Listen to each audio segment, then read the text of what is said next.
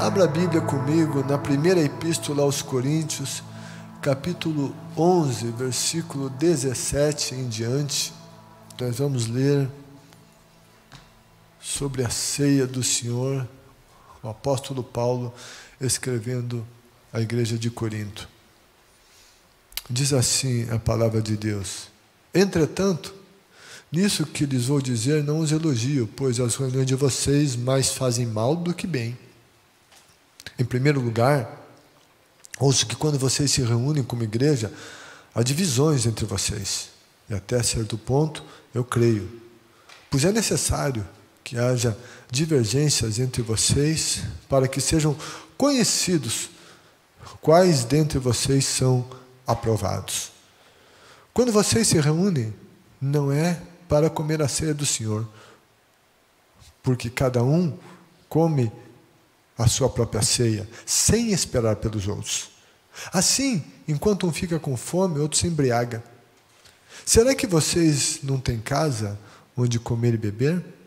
Ou desprezam a igreja de Deus e humilham os que nada têm?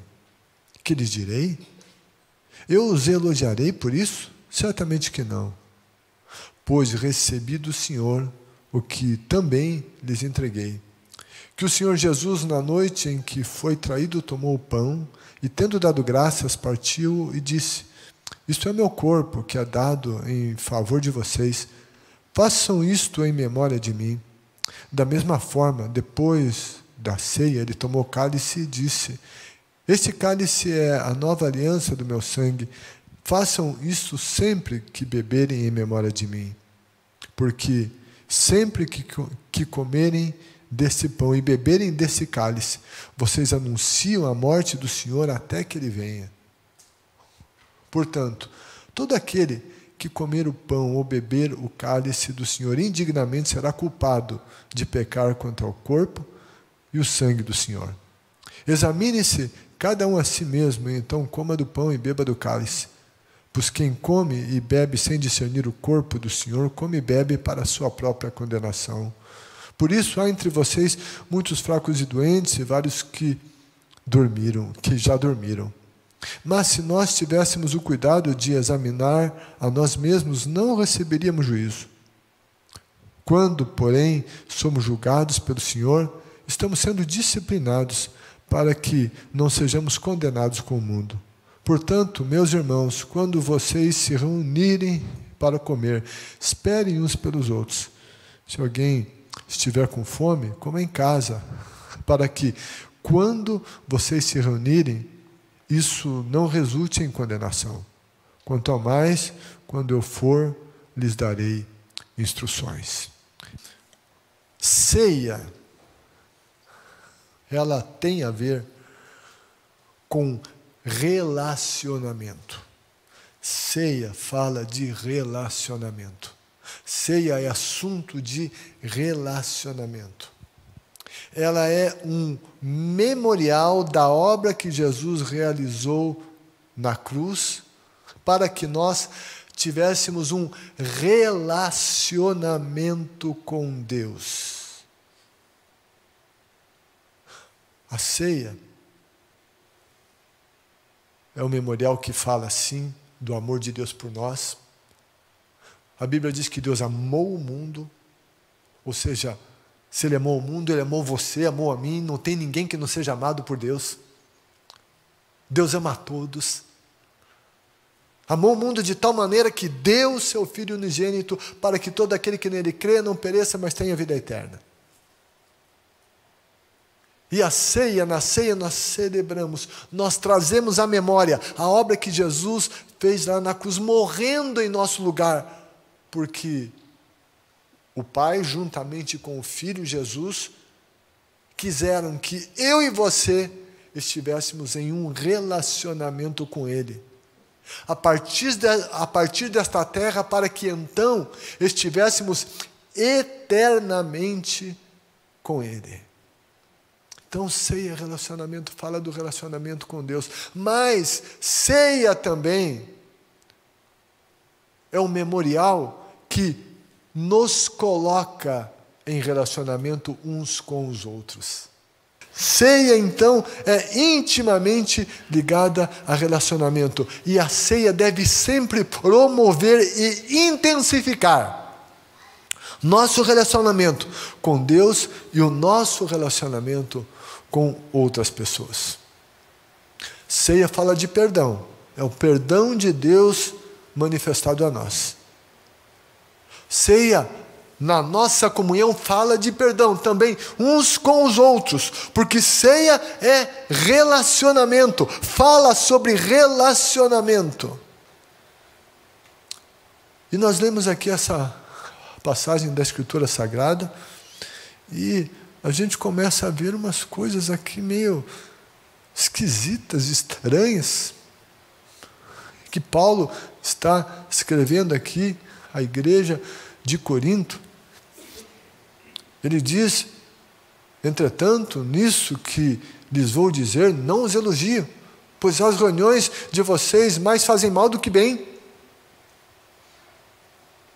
Em primeiro lugar, ouço que quando vocês se reúnem como igreja, há divisões entre vocês, e até certo ponto eu creio. Até certo ponto eu creio, pois é necessário que haja divergências entre vocês para que sejam conhecidos quais dentre vocês são aprovados. Ele não está aprovando as divisões de jeito nenhum, mas ele está falando que nessas mexidas todas e nesses conflitos aparecem os reprovados e os aprovados. Os reprovados são aqueles que, quando surge uma dificuldade na igreja, ou alguém que está dizendo alguma coisa que ele não gosta, ele espirra, ele sai, ele deixa a igreja, deixa Jesus. Não, porque eu não concordo, não quero saber.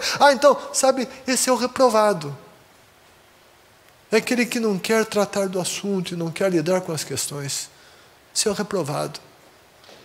Que acha defeito em todo mundo e se acha digno demais para estar nesse meio. Esse é o reprovado. Mas aqueles que amam Jesus, que amam a noiva de Jesus, que é a igreja, mesmo que ocorram as dificuldades, e onde há homens há dificuldades, eles permanecem fiéis.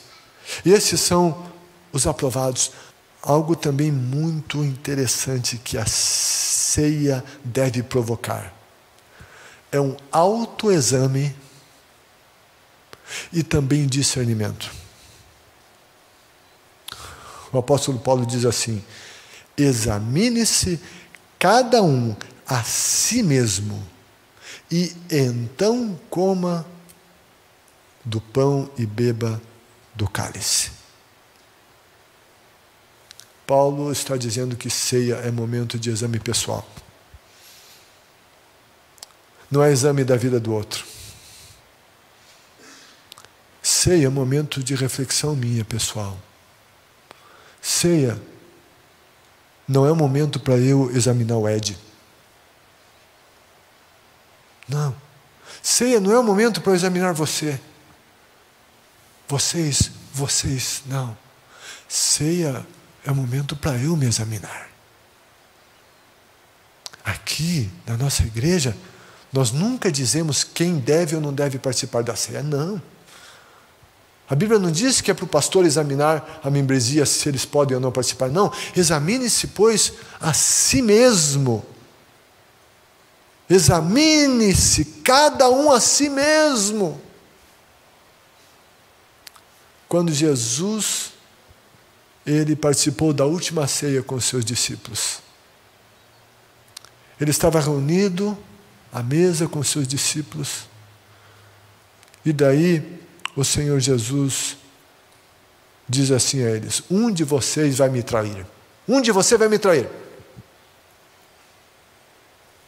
Jesus podia chegar no Judas e falar: Judas, você vai me trair. Não, mas ele colocou na mesa da ceia. Ele disse: um de vocês vai me trair. Sabe o que isso provocou? Reflexão. E os discípulos começaram a dizer: Senhor, porventura sou eu? Porventura sou eu? Eles começaram a se examinar: será que eu vou trair Jesus? Eu estou traindo Jesus? Como é que está o meu relacionamento com Jesus? A ceia é tempo de reflexão sobre o nosso relacionamento com Jesus.